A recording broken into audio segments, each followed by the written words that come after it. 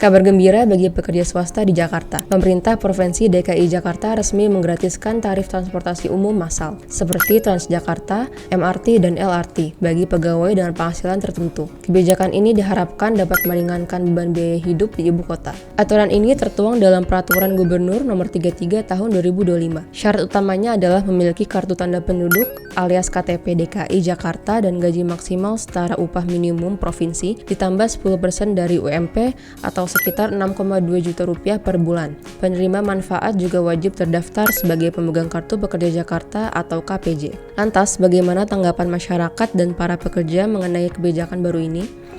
Menurut kakak, tanggapan kakak terkait pegawai Jakarta yang ini gimana?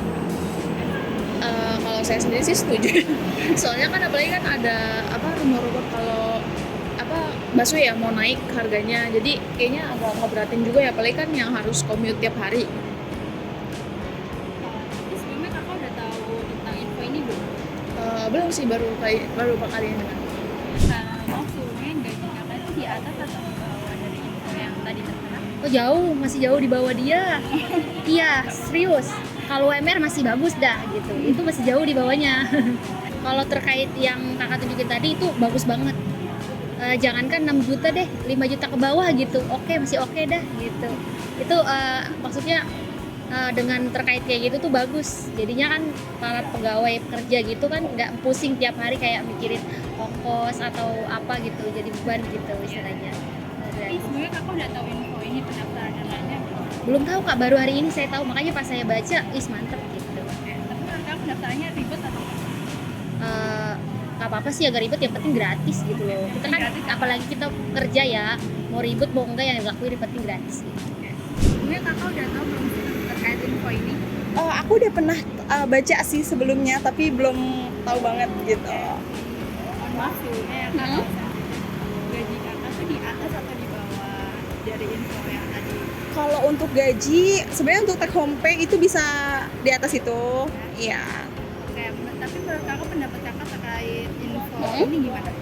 Sebenarnya kalau misalnya balik lagi ke personal sih ya Kak, kalau misalnya untuk tergantung kebutuhan. Karena kan kalau misalnya untuk penggajian sendiri, misalnya salary kita di atas UMR nih 6 atau 7 juta. Tapi kalau misalnya kita masih belum punya kendaraan pribadi yang mumpuni untuk kita daily activity atau kerja, menurut aku sih nggak masalah ya untuk naik kendaraan transportasi umum. Berarti kakak setuju ya dengan Setuju nggak setuju sih, balik lagi tergantung kebutuhan ya. Karena aku pun masih pakai kendaraan transportasi umum sampai saat ini. Gitu.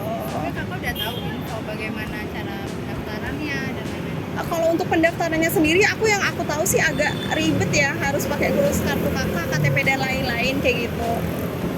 Pemerintah DKI menyatakan kebijakan ini tidak hanya menyasar kelompok berpenghasilan rendah, tetapi juga pekerja formal yang memenuhi syarat administrasi dan terdaftar dalam sistem perlindungan sosial. Program ini juga akan dievaluasi setiap 6 bulan sekali. Bagi yang memenuhi syarat, pendaftaran KPJ dapat diakses melalui situs resmi Dinas Perhubungan DKI Jakarta. Dengan kebijakan ini, diharapkan penggunaan angkutan umum massal di Jakarta semakin meningkat.